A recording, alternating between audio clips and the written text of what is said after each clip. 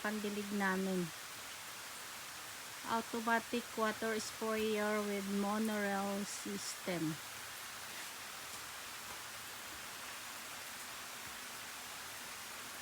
So pagdating dito sa dulo guys,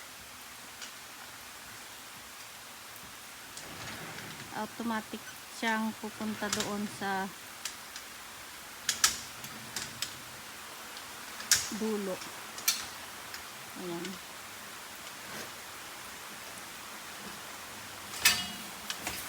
So ayan. Pabalik na naman doon sa dulo.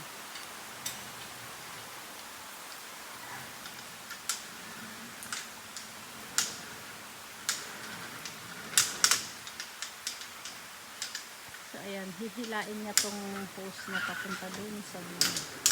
50 meter to kahaba.